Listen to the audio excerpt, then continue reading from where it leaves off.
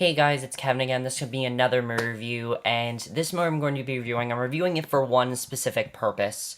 One, I wanted to review some sort of 2015 movie for you guys, because this is a 2015 movie technically, even though it did come out in Canada on Halloween. For us, we don't get it till February. For the United States, we don't get it till February 27th. But it was leaked onto Solar Movie, and this movie I heard a lot about, and also Julianne Moore was nominated for.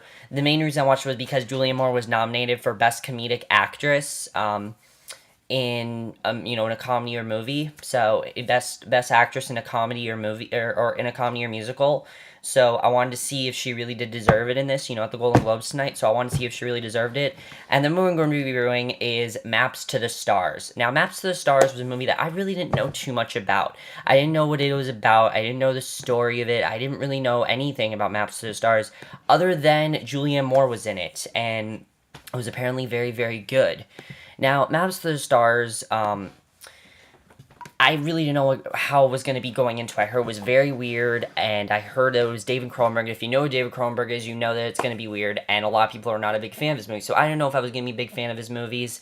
And overall, after watching it, what I think of Maps to the Stars, it was kind of disappointing. It really was. I thought this movie would be a lot better than it was, and it was kind of disappointing. I mean, it didn't really have anything special to it. There wasn't anything I'm going to remember about it. It had a really cool plot and everything, but the movie just got too weird as it went on, and it has a lot of problems, and I'm going to talk about what those problems are, but let's just get to the plot of Maps to the Stars, which actually is very fascinating. I think the plot to Maps to the Stars, I definitely really enjoy, and it is very fascinating.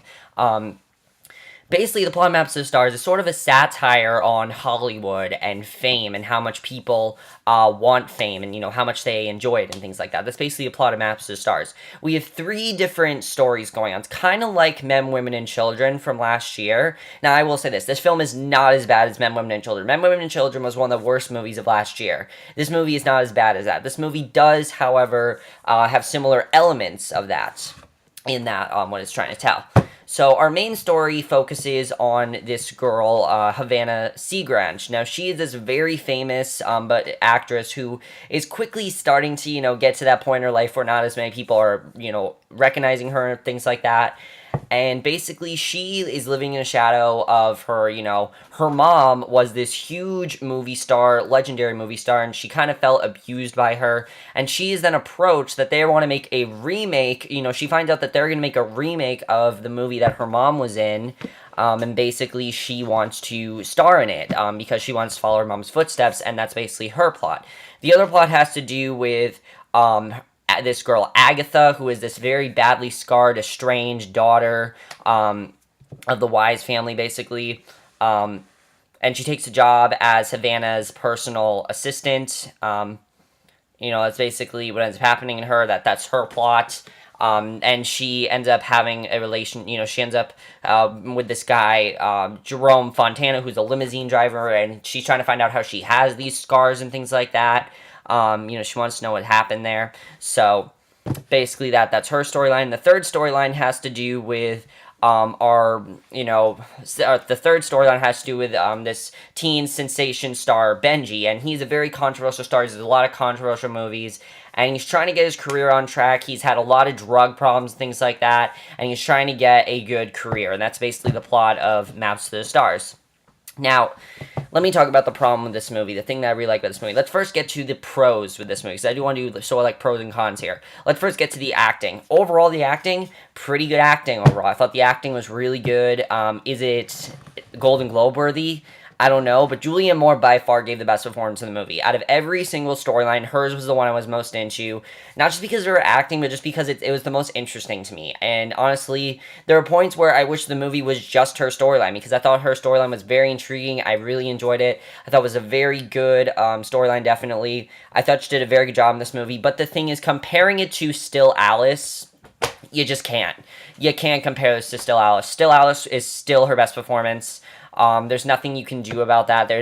Nothing you can change about that. And I just thought that she did a good job, but it's nothing memorable. Honestly, her performance in this movie, while it is really good, it's nothing memorable. And just saying Julianne Moore is a great actress is pretty much just it's just a popular thing to say, and it's kind of just like a cliche thing because she's always going to give an amazing performance, and this she does give an amazing performance, but I don't feel it was Golden Globe worthy. Really, I don't. And there was just some things I didn't like about her character.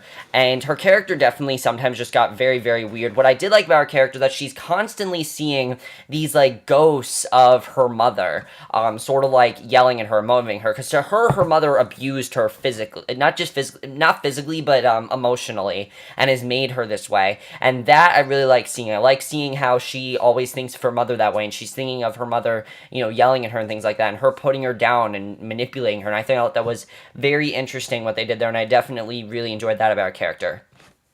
Mia Wasikowska as Agatha, I have to admit, I was never really into her character. I really wasn't. I wanted to be into her character, but I didn't care about her character. I really didn't. And I wanted to, but her character was just, I wasn't into her. I didn't care she had these badly scars. I didn't care. I thought she was kind of wooden, honestly. I didn't feel she really had a standout moment. I just felt she was kind of wooden, which is unfortunate because, I mean, she was the best thing about that movie, Only Lovers Left Alive, and I thought she really was a great actress because of that. And I couldn't wait to see what she did next, and then she does this, and I'm like, I don't really like where she is in this. I don't really like her acting in this.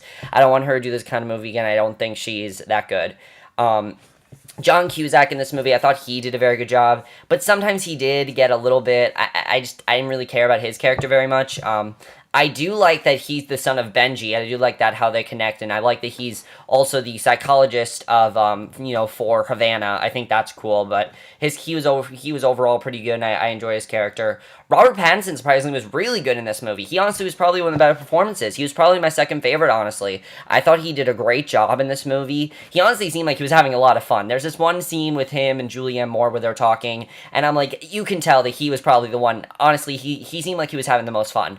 I mean, this isn't really a fun movie, but he seemed like he was having fun with it. He really did. His role really is just fun, and I thought he did a great job with the movie, and I definitely feel that Robert Pattinson definitely from here on out is going to give really good performances. He's a very good actor, and I really want to see him.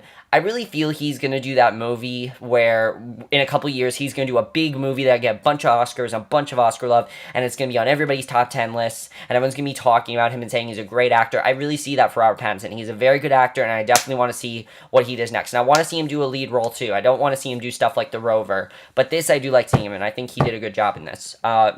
Olivia Williams was good.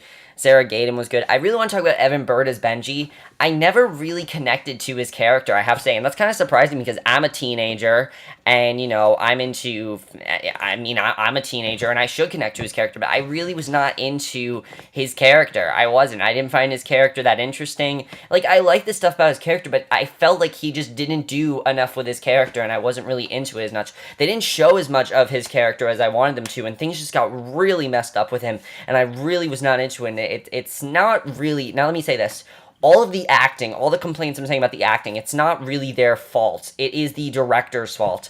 David Cronenberg, I honestly think was the wrong person to direct this movie. I really do. Because the movie started off very simple, with those simple plots, and it got more and more fucked up as it went on. I feel like when it got more, messed up and things just got weird, I lost focus. I wasn't into the movie anymore, and it's really David Cronenberg's fault. It's not so much that it's his fault, it's that his style does not work in this movie. It really does not. I understand he likes to do a lot of weird stuff, and I know he did the remake of The Fly, which was very successful. I know he did there are a lot of criterions of his, but this did not work. I'm sorry, but I really wanted to, but it does not work when you have a movie like this and then make it extremely weird. It didn't work for me. There was all this, talk about, spirits and things like that. It just got weirder and weirder as it went on. The ending of the movie, the third half of this movie, I completely lost focus, and I really feel that it's because of David Cronenberg's directing. Besides the third half, I thought he did a very good job directing the movie. He definitely had a very good message, but I never really understood what the message of this movie was. Are they trying to say that fame is a bad thing? Are they trying to say that celebrities take things too far? I didn't really understand what they were trying to say there, and it's kind of the director's fault. And the screenplay I thought was very good, but the screenplay was sometimes kind of boring, I gotta say. There were a few scenes where I was just like, why is this here? Why should I care about this? Like, there's this one scene where Benji is just talking to these two girls, and it serves no purpose whatsoever. I wasn't into it at all. The screenplay was just it was just boring. Cinematography was really good. I thought the cinematography in this movie was very, very good. That definitely is a pro, is a cinematography. Now, the editing in this movie, definitely this movie could have been a lot shorter than it was. If you would have taken, as I said, I really felt this movie should have just been Havana's story. Now, Agatha's story, I'm fine with. Have Agatha as a supporting character, yeah, fine. But have Havana as the main character would have been fine. She is technically the main character, but I would have wanted the movie to just focus on her, because she was really the only thing I was into. I wasn't into the other plots in the movie because they just got too weird for me, and it got weirder and weirder as it went on. And I kind of knew that I didn't think it was going to be a problem with the ending, but I knew a lot of people had a problem with the ending. And I am going to talk spoilers because I definitely want to talk about where the movie failed for me. Alright, let me talk about what happened, why I didn't like this movie. The second that all these stories connect is when I lost focus. I'm going to be completely honest. When all those stories started to connect, when Havana and Agatha met up with each other, I lost focus. Anytime something weird happened, I lost focus. When Benji's dog died, that was weird. Agatha killing Havana, I don't even understand why she did it. Like, why did Havana get suddenly bitchy? Like, she wasn't bitchy. She wasn't a mean person. Like, why is she all of a sudden bitchy? It didn't make sense to me. And then the ending of the movie didn't make any sense. Why are Benji and Agatha randomly together? Why is this happening? Like, why did they just take pills together? It didn't make sense to me. There were just so many things that didn't work, and that really just took me out of the movie. Is that last scene where they took pills together really took me out of it, and it really made the movie, it really was a disappointment for me. Really, it was very disappointing. It's January, I know what to expect, but this movie comes out February 27th, and I really want this movie to be successful, but unfortunately, it really was not as good as I want it to be. So, once again, this movie I do not feel deserves all the awards. I do understand why the critics want to give all the awards because of Julianne Moore, but if they want to do something where Julianne Moore gets comedic and dramatic, this movie is not funny. It's not a comedy. I don't find this movie funny at all. There weren't any points where I was really cracking up or anything. And they claim this movie is a comedy. I don't think it's a comedy. I really don't. I wasn't laughing at all in this movie. And if it was, it's just that they failed with that, and it really kind of disappointed me. Now, like, don't get me wrong. There were some things I definitely really enjoyed about the movie. I really liked a lot of the first two halves of the movie. I definitely really liked. But the third half, I lost a lot of focus, and I really lost interest. But that's basically my review from Maps to the Stars. I'm very disappointed, guys. I honestly would probably give this movie 3 stars or a C. It definitely would be a C. I mean, it's a good movie. I would recommend it. It's very, very weird. Honestly, I don't know if I'd recommend this to you guys. It gets too weird for me. There's a certain border that's crossed in this movie that was just like, that's too weird. It got too weird for me, and I wasn't into it anymore. But maybe you guys enjoy this movie. Let me know what you guys think of this movie. If you guys want to check it out, I recommend it, I guess. But do you think that Julianne Moore deserves her nomination that she got? I definitely don't think she deserves it now. After this, I don't think she deserves it. I think she was good, but she not as good as Still Alice. Nothing can compare to that. She was definitely the best in the film. The second best was definitely Robert Pattinson, but that's basically it for my review. Hope you guys enjoy it. I'll see you guys in my next video, which will be for my Golden Globes live stream. As I said, guys, the trailer will be going up at 6, and then the live stream will be happening at 7:40. I got a lot of people joining me. I got the Kid of Awesome joining me. All of Mike 18's playing to join. The Games and Movie Reviewer, I think, is joining. I got a lot of people joining me. Definitely look forward to that, and I will see you guys in my next video. Which will be the Golden Globes live stream, which I really can't wait for. I am really looking forward to the Golden Globes tonight. They look like they're going to be the very good nominations. Can't wait to see what happens there. And I'll see you guys for that. Okay, bye.